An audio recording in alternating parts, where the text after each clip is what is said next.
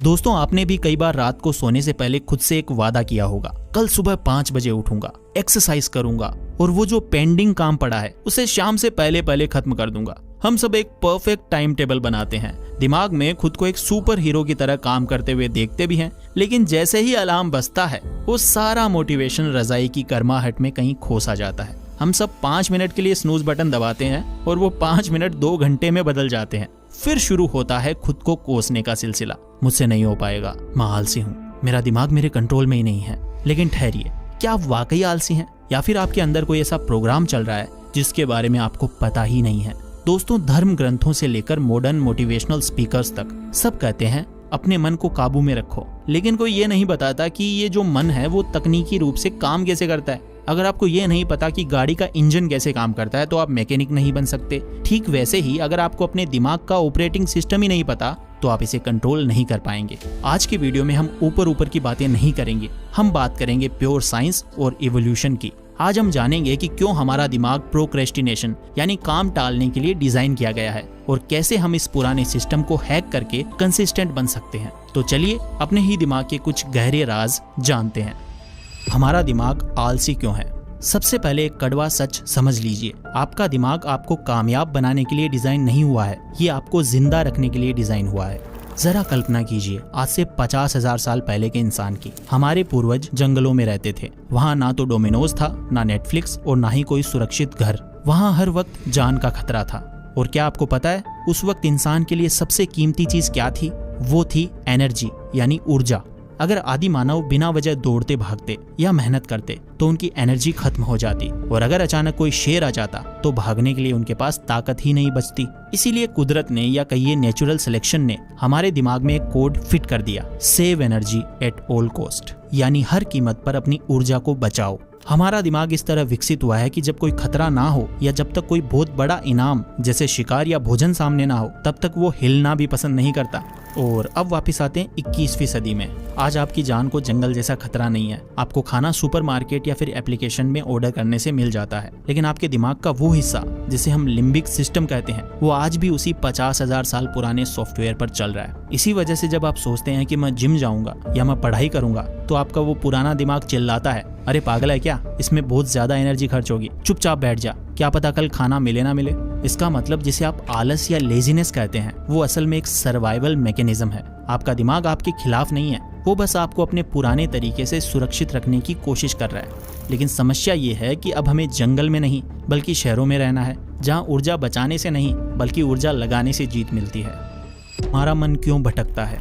अब सवाल आता है, अगर दिमाग एनर्जी बचाना चाहता है तो फिर हम घंटों रील स्क्रॉल करने में या वीडियो गेम्स खेलने में एनर्जी क्यों बर्बाद करते हैं? वहाँ तो हमें आलस नहीं आता। यहाँ एंट्री होती है हमारे दिमाग की एक बहुत ही पावरफुल केमिकल की, जिसे हम डोपामीन कहते हैं। इसे एक आसान उदाहरण से समझिए। मान लीजिए आपके पास 2 रास्ते हैं। एक रास्ता है पहाड़ चढ़कर ऊपर जाना, जहाँ बहुत मेहनत है लेकिन चोटी पर पहुँचने के बाद एक शानदार नजारा दिखेगा। दूसरा रास्ता है नीचे बैठकर टीवी स्क्रीन पर उस पहाड़ की फोटो देख लेना। आपका दिमाग हमेशा इजी पाथ चुनेगा। डोपामीन वो केमिकल है जो हमें मजा या रिवॉर्ड का एहसास दिलाता है। प्राचीन काल में डोपामीन तब रिलीज होता था जब हम कोई मुश्किल काम करते थे, जैसे शिकार करना या फिर मीठा फल ढूंढना। लेकिन आज हमारी जेब में एक डिवाइस है जिसे हम स्मार्टफोन कहते हैं। जब आप एक रील देखते हैं तो आपके दिमाग को थोड़ा सा डोपामीन मिलता है, और जब आप किसी गेम में लेवल्स को पार करते हैं तो भी डोपामीन मिलता है। तो बिना मेहनत के बैठे बैठाए आपके दिमाग को वो केमिकल रिवॉर्ड मिल रहा है जिसके लिए हमारे पूर्वज दिन रात मेहनत करते थे। इसे हम चीप डोपामीन या सस्ता नशा कह सकते हैं। जब आप पढ़ाई करने या फिर अपना कोई काम करने बैठते हैं तो आपका दिमाग कंपेयर करता है। ऑप्शन ए, पढ़ाई करना जिसमें मेहनत ज्यादा है और रिवॉर्ड काफी बाद में मिलेगा, या फिर ऑप्शन बी, मोबाइल उठाना जिसमें मेहनत 0 है और रिवॉर्ड तुरंत मिल जाएगा। आपका दिमाग जो कि एक कंफर्ट सीकिंग मशीन है वो तुरंत आपका ध्यान भटकाकर मोबाइल की तरफ ले जाता है, और यही कारण है कि हमारा मन हमारे काबू में नहीं रहता। वो बस वहां भागता है जहां उसे आसानी से डोपामीन मिल जाए। विचारों को रोका नहीं जा सकता। बहुत से लोग मुझसे पूछते हैं कि हम अपने नेगेटिव विचारों को कैसे रोकें, हम अपने दिमाग को खाली कैसे करें। दोस्तों, यहाँ एक बहुत बड़ी गलतफहमी है। आप अपने दिमाग को रोक नहीं सकते। अगर मैं अभी आपसे कहूँ कि अगले 10 सेकंड तक एक सफेद बंदर के बारे में बिल्कुल मत सोचना, मैं एक बार फिर कहता हूँ, अपने दिमाग में एक सफेद बंदर के बारे में बिल्कुल मत सोचना। क्या हुआ? आपके दिमाग में सबसे पहले उसी सफेद बंदर की तस्वीर आई होगी। दिमाग का काम ही है विचार पैदा करना। जैसे हमारे दिल का काम है धड़कना, आप दिल को धड़कने से रोक नहीं सकते, लेकिन आप अपनी सांसों को कंट्रोल करके दिल की रफ्तार जरूर धीमी कर सकते हैं। ठीक वैसे ही आप अपने विचारों को आने से नहीं रोक सकते, लेकिन आप ये चुन सकते हैं कि आपको किस विचार पर एक्शन लेना है और किसे इग्नोर करना है। चलो इसे हम एक हाईवे एग्जाम्पल से समझते हैं। कल्पना कीजिए कि आपका दिमाग एक हाईवे है और आपके विचार उस पर चलने वाली गाड़ियां हैं। कुछ गाड़ियां अच्छी है जैसे कि पॉजिटिव थॉट्स, और कुछ गाड़ियां टूटी फूटी हैं जैसे कि नेगेटिव थॉट्स, और कुछ गाड़ियां बहुत ज्यादा फास्ट है जैसे कि एंजाइटी। समस्या तब होती है जब आप ट्रैफिक पुलिस बनकर बीच सड़क पर खड़े हो जाते हैं और हर गाड़ी को रोकने की कोशिश करते हैं। आप कुचले जाएंगे, एक्सीडेंट हो जाएगा।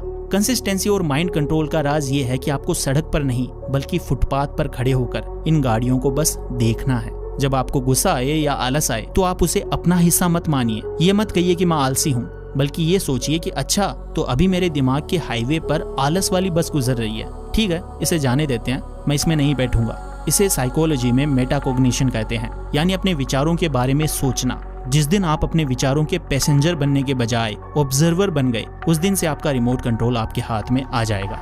कंसिस्टेंट कैसे बने? हमने समस्या समझ ली। हमारा हार्डवेयर यानी कि हमारा ब्रेन पुराना है और सॉफ्टवेयर यानी हमारे थॉट्स में वायरस है। तो अब हम इसे ठीक कैसे करें? प्रोक्रेस्टिनेशन को जड़ से कैसे खत्म करें? इसके लिए हमारे पास 3 वैज्ञानिक तरीके हैं। नंबर 1, दी फ्रिक्शन रूल यानी घर्षण का नियम। फिजिक्स में फ्रिक्शन यानी घर्षण किसी भी चीज की रफ्तार को कम कर देता है। हमें यही नियम अपने जीवन में लगाना है। अब जब आपको पता है कि आपका दिमाग आलसी है तो इसका फायदा उठाओ।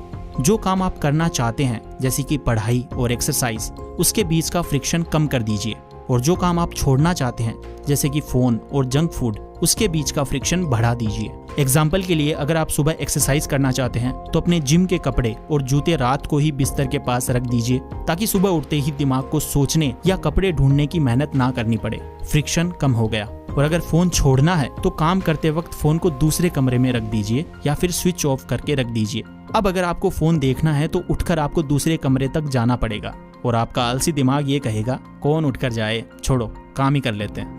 नंबर 2, दी 2 मिनट रूल। न्यूटन का पहला नियम कहता है जो चीज रुकी हुई है वो रुकी हुई रहना चाहती है, और जो चल रही है वो चलती रहना चाहती है, जिसे हम इनर्शिया कहते हैं।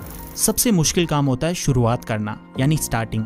जब हम सोचते हैं कि मुझे 3 घंटे पढ़ना है तो दिमाग को पेन फील होता है और वो डर जाता है। अपने दिमाग से ये कहो कि भाई हम 3 घंटे नहीं पढ़ेंगे, हम सिर्फ 2 मिनट पढ़ेंगे। सिर्फ 2 मिनट। 2 मिनट किसी के लिए भी मुश्किल नहीं है, लेकिन जैसे ही आप 2 मिनट के लिए बैठते हैं तो आप रुकी हुई अवस्था से चलती हुई अवस्था में आ जाते हैं। एक बार गाड़ी स्टार्ट हो गई तो उसे चलाना आसान होता है।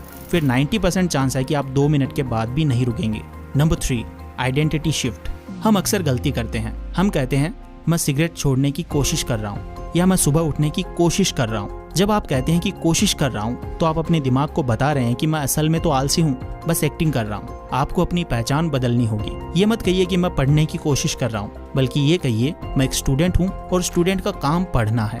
और ये मत कहिए कि मैं रनिंग शुरू कर रहा हूँ, कहिए कि मैं एक एथलीट हूँ। इंसान हमेशा अपनी पहचान के हिसाब से काम करता है। अगर आप खुद को एक अनुशासित व्यक्ति मानेंगे तो आपका दिमाग वैसे ही निर्णय लेना शुरू कर देगा।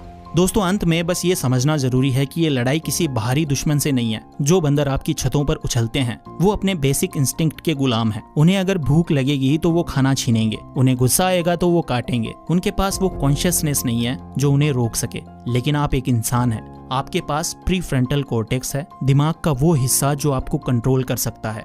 अभी जो बंदर आपके दिमाग के अंदर उछल कूद कर रहा है, जो कह रहा है कि सो जा कल करेंगे, एक काम कर एक वीडियो और देख ले, उसे कंट्रोल करना ही इंसान होने का असली मतलब है। और दोस्तों, बदलाव एक रात में नहीं आता। कंसिस्टेंसी कोई जादू नहीं है, ये एक मसल की तरह है। जितना आप इसकी प्रैक्टिस करेंगे, जितना आप छोटे छोटे वादों को पूरा करेंगे, वो उतनी ही मजबूत होती जाएगी। तो मैं बस आपसे इतना ही कहूंगा कि इस वीडियो के खत्म होते ही कोई बड़ा पहाड़ तोड़ने की कोशिश मत करना। बस एक छोटा सा 2 मिनट का काम चुनो जो आप टाल रहे थे और उसे पूरा कर दीजिए, क्योंकि जीत की शुरुआत उसी पहले स्टेप से होती है। अब फैसला आपके हाथ में है। आपको अंदर से उस पुराने बंदर को राजा बनाना है या अपनी बुद्धिमत्ता को सारथी बनाकर जीवन का रथ अपने हाथों में लेना है। वीडियो को यहाँ तक पूरा देखने के लिए और अपने आप को बेहतर बनाने की इस जर्नी में शामिल होने के लिए आपका बहुत बहुत धन्यवाद। Thank you so much for watching. Take care, love you all.